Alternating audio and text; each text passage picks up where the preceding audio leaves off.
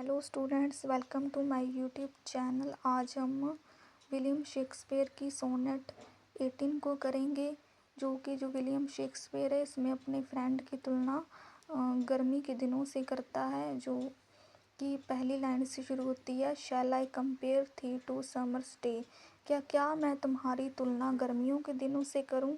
Thou art more lovely and more temperate, लेकिन वो तुरंत ही कहता है नहीं, तुम गर्मियों से भी ज़्यादा सुंदर हो, टेम्परेट हो। टेम्परेट मीन्स ना संतुलित होता है, ना ठंडा ना गर्म।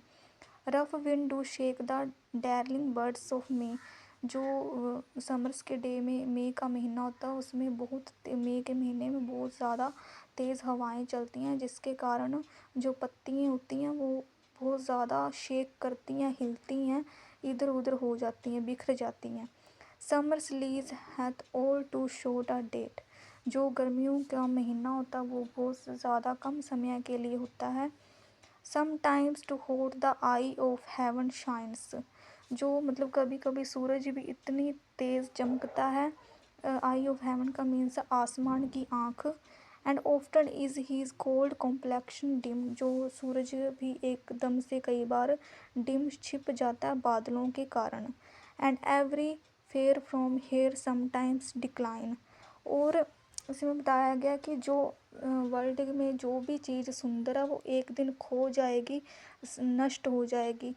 जैसे कि हम एग्ज़ाम्पल ले सकते हैं, कोई फ्लावर है, कोई पत्तियाँ हैं, वो पहले पहले तो बहुत सुंदर होती हैं, पर वो धीरे धीरे जब टाइम निकलता जाता है वो फिर से मुरझा जाती हैं, ख़त्म हो जाती है, उनकी सुंदरता एकदम से ख़त्म हो जाती है। हम किसी की भी चीज़ को ले सकते हैं, जो भी इस वर्ल्ड में सारा कुछ वो कहता है कि टेम्परेरी है, कि या तो वो नेचर की वजह से बाय चांस, और नेचर की वजह से, या फिर चेंजिंग कोर्स अंटिल, या फिर वैसे ही वो ख़त्म हो जाती है।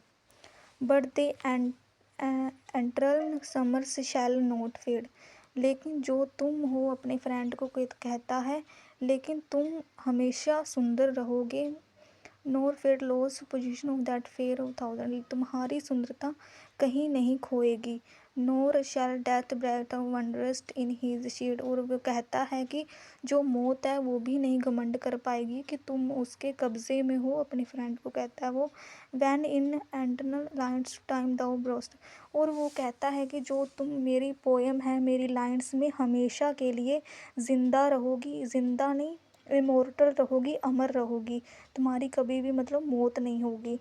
सो long as man can breathe और आइज़ कैन सी, जब तक ये जो मनुष्य हैं, मैन है, सांस लेंगे, देखते रहेंगे अपनी आँखों से, तब तक तुम इमोर्टल रहोगी, अमर रहोगी। So long live these and these gives life to thee, और कहता है कि जब तक ये मेरी पोएम कविता रहेगी, तब तक तुम इस कविता में इमोर्टल रहोगे, अमर रहोगे।